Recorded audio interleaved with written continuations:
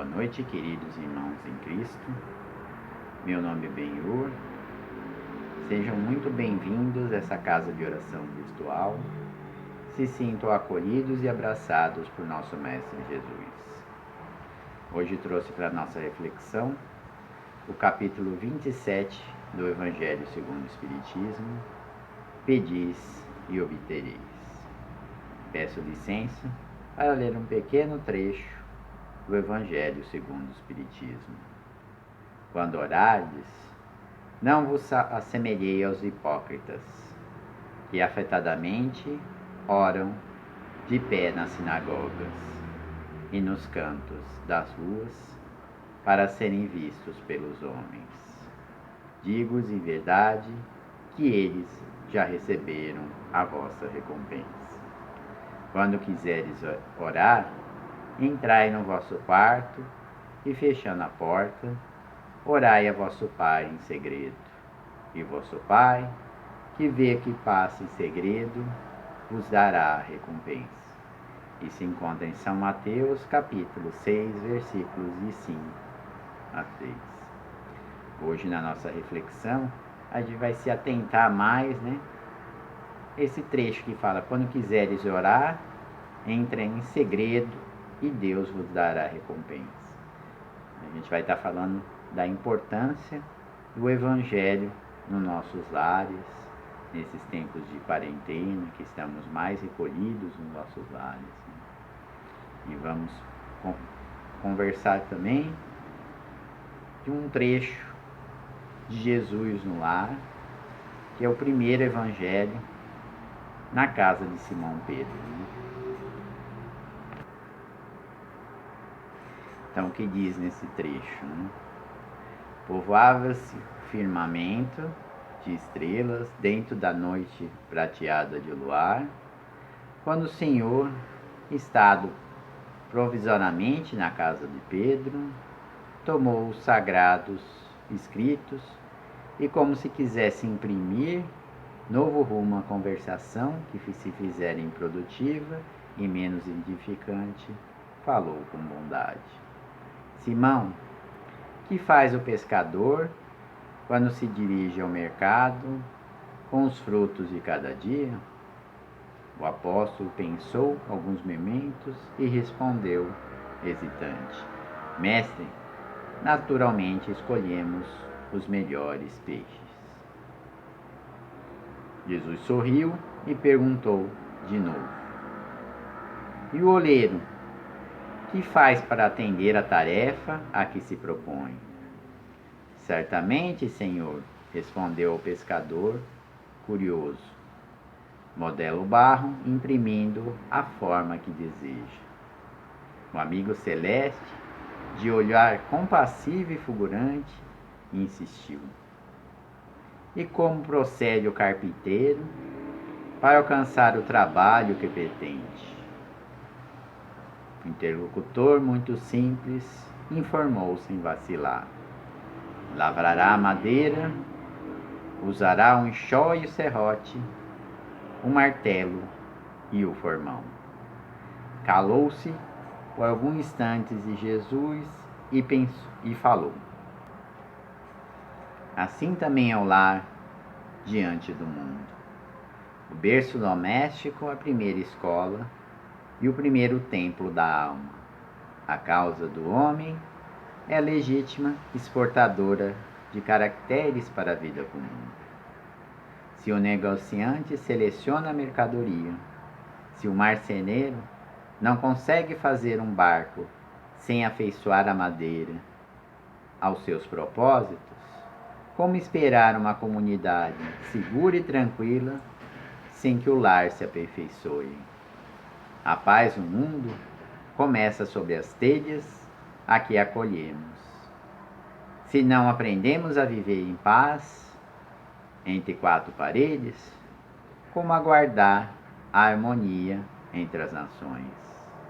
Se nós nos habituarmos a amar o irmão mais próximo, associado à luta de cada dia, como respeitar o eterno Pai que parece distante? Jesus relanceou o olhar pela sala modesta, fez pequeno intervalo e continuou. Pedro, acendamos aqui em torno de quantos nos procuram a assistência fraterna. Uma claridade nova.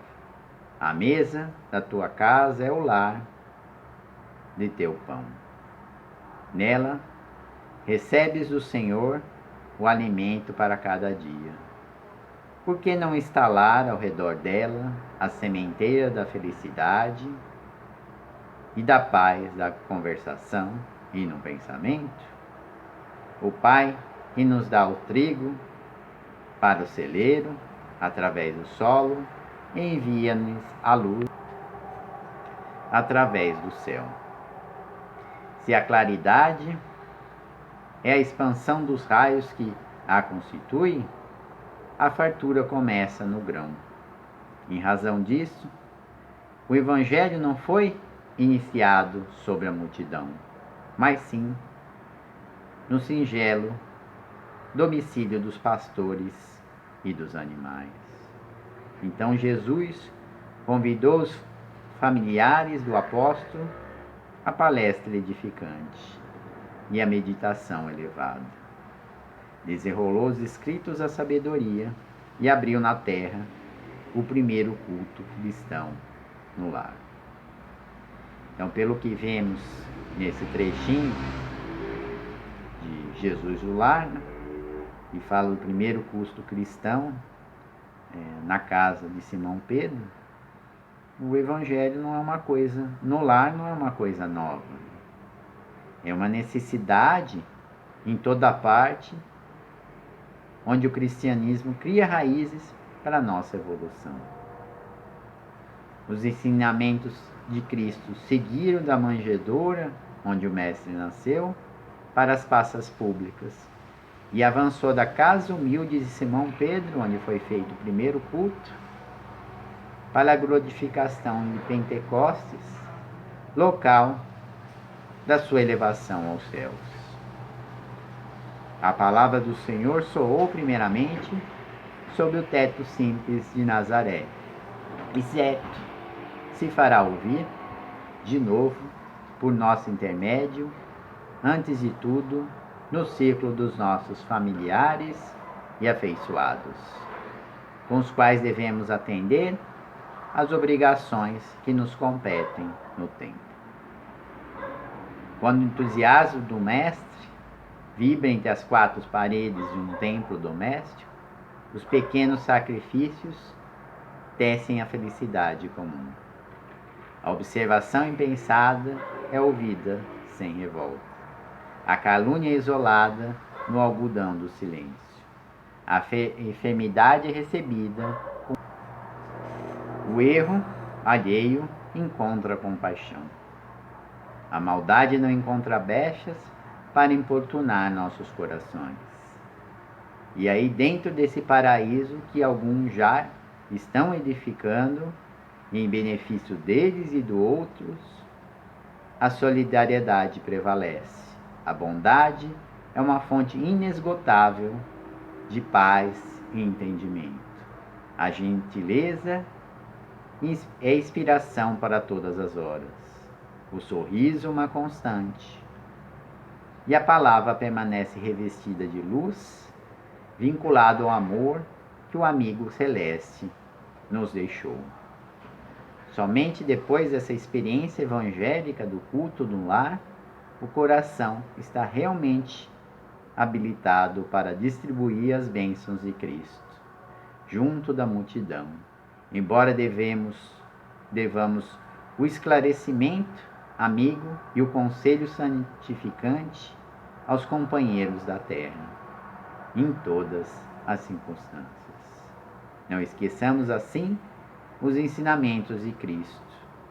No santuário doméstico, onde nos cabe o exemplo da paciência, da compreensão, da fraternidade, do serviço, da fé e o bom ânimo sob o reinado legítimo do amor. Foi estudando a palavra do céu, em 4 evangelhos que constituem o testemunho da luz, Somos, cada um de nós, o quinto evangelho inacabado, mais vivo e atuante, que estamos escrevendo com nossos próprios testemunhos, a fim de que nossa vida seja uma revelação de Jesus, aberta ao olhar e apreciação de todos, sem necessidade de críticas ou pregações. E agora vamos a uma parte importante. Quais são as finalidades do Evangelho no lar? Estudar, cultivar e praticar o Evangelho de Jesus ao mesmo tempo, protegendo os lares contra influências espirituais negativas. No livro Mensageiros de André Luiz, consta uma passagem dessa, né? Um lar edificado com o Evangelho, né? Estava iluminando por todo lado, irradiando bons fluidos. E começou uma tempestade, né? Os irmãozinhos ignorantes, né, que estavam perambulando, os espíritos perambulando, eles buscam abrigo. E a partir do momento que eles olham o lar edificado, né, pelo Evangelho, eles mudam de direção. Então vamos entender o porquê dessa mudança de direção. Vamos falar mais tarde com mais detalhes. Outra coisa, que a finalidade é beneficiar pessoas necessitadas por meio de preces e vibrações espirituais. Vibrações nada mais são do que os nossos pensamentos, os nossos melhores sentimentos. Então podemos vibrar amor, vibrar coisas boas, né? E por isso que falam que o pensamento tem poder. Então, pensando em coisas positivas, atraímos coisas positivas. E nada melhor do que fazer isso no nosso próprio Evangelho no lar, né? Qual que é um roteirinho para o nosso Evangelho, né? Vamos escolher dia e hora da semana para que possamos realizar com a presença de familiares e não ser interrompido, observando com rigorosidade e pontualidade para assegurar a proteção dos nossos benfeitores espirituais, nossos anjos da guarda. É importante estabelecer um dia e um horário em que a maior parte dos membros possam participar, porque nesse dia e horário os benfeitores vão vir em nosso auxílio para fazer com que possamos compreender melhor esses ensinamentos do Mestre. Vamos colocar uma jarra de água para ela ser abençoada e bebida no final do Evangelho. Vamos iniciar a reunião com o número que for possível de pessoas da família, designar um para dirigir, e se quiser pode trocar. Abrir a reunião com uma prece simples e espontânea, dirigida a Deus, que pode ser proferida por qualquer pessoa. Ler um pequeno trecho do Evangelho segundo o Espiritismo, ou na falta dele, do próprio Novo Testamento. Comentar o texto lido com palavras simples e compreensíveis, buscando sempre a aplicação dos ensinamentos de Jesus na conduta pessoal e na vida diária, podendo qualquer um fazer o comentário com objetividade e clareza, evitando debates e discussões. No final, vou contar uma historinha de como não deve ser feito o Evangelho, né? A história vai mostrar, né, o porquê não estava dando certo, né? No finalzinho vamos falar com mais detalhes, né?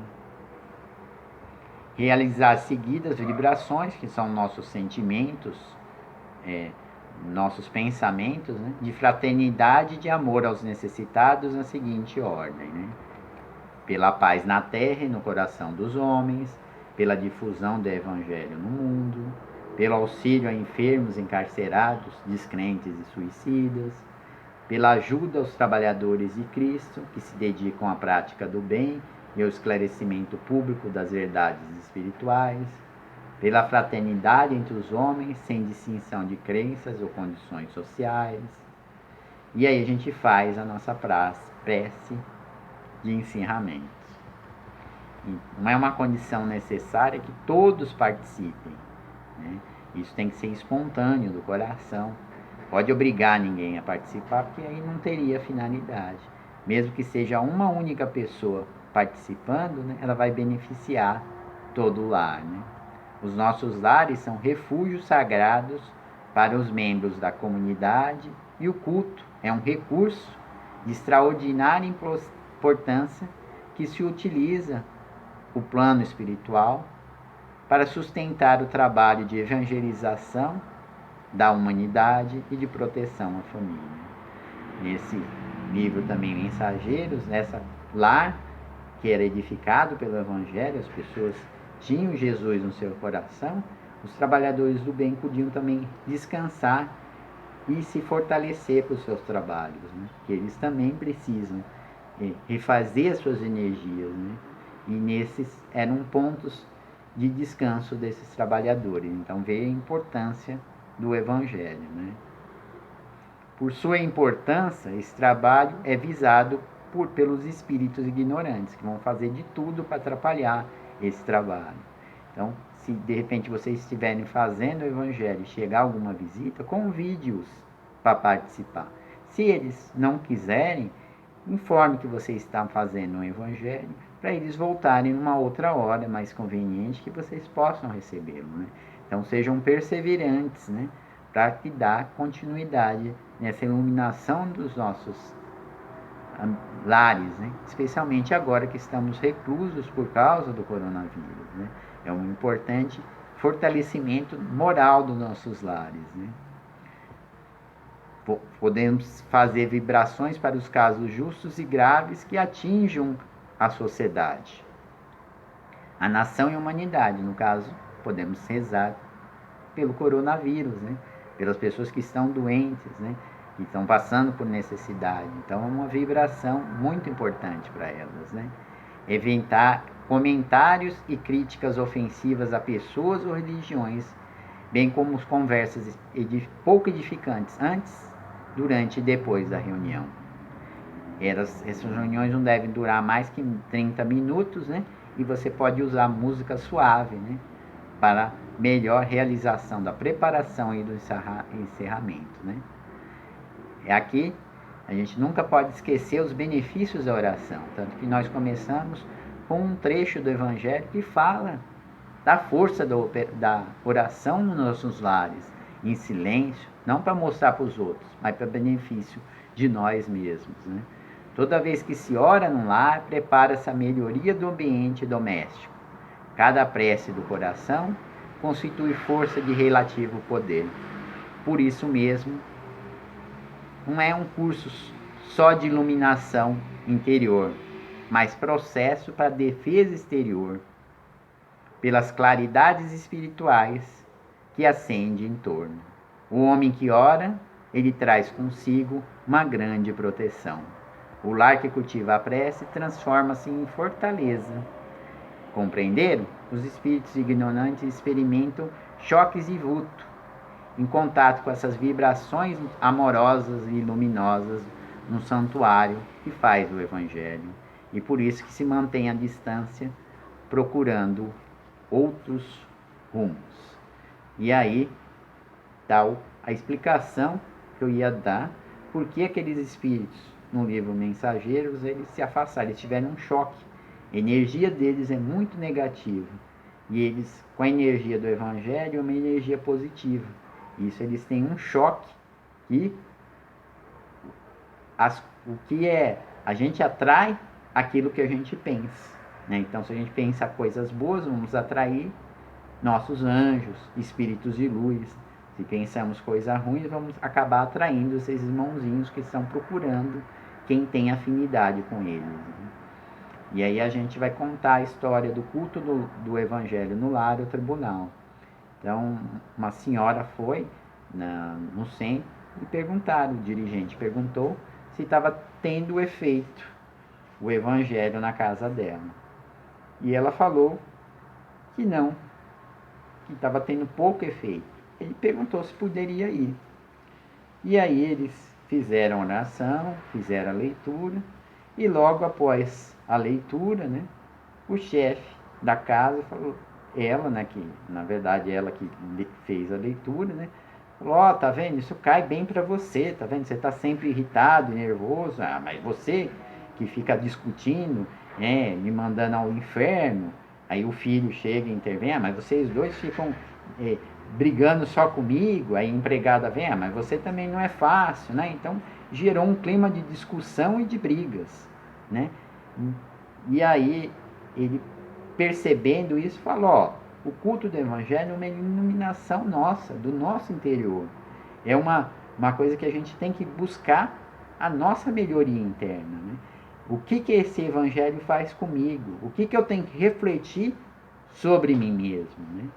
O que eu posso melhorar com essa leitura? O que o evangelho está trazendo para mim? Não é uma forma de eu apontar o dedo para os outros, virar um juiz, um carrasco, um condenador. Não, o evangelho é uma iluminação de todos nós, né? Buscamos corrigir os nossos erros, né, e as nossas imperfeições. A gente não pode querer mudar o outro, mas nós podemos nos mudar para sermos pessoas melhores e através do nosso exemplo, das nossas atitudes, mudar a outra pessoa e isso mudar o mundo. Então, umas pequenas atitudes podem fazer. Então, isso, ele chegou e aí o chefe da casa, realmente, eu não perdoo. Ele falou, mas eu não estou aqui para te acusar, senão eu estaria sendo juiz. Eu também sou imperfeito e preciso buscar a minha melhoria. Né? O meu evangelho, cada vez que você lê o evangelho e traz a leitura, você está numa fase da vida, você vai ter uma interpretação diferente. Né? O evangelho tem que ser feito com o coração, você abrir, começar do começo e até o final. Eu já mais de 10 anos faço o evangelho na minha casa e ele sempre traz novos esclarecimentos, novas luzes para minha casa. Então vamos ver como nós estamos agindo nas nossas casas. Será que estamos apontando os dedos para os outros ou estamos buscando a compreensão, buscando ser melhores, né? E isso é o objetivo do evangelho, né? Que Jesus os abençoe, muita paz, amor e luz. Boa semana a todos e vão com o Mestre nos nossos corações. Que assim seja.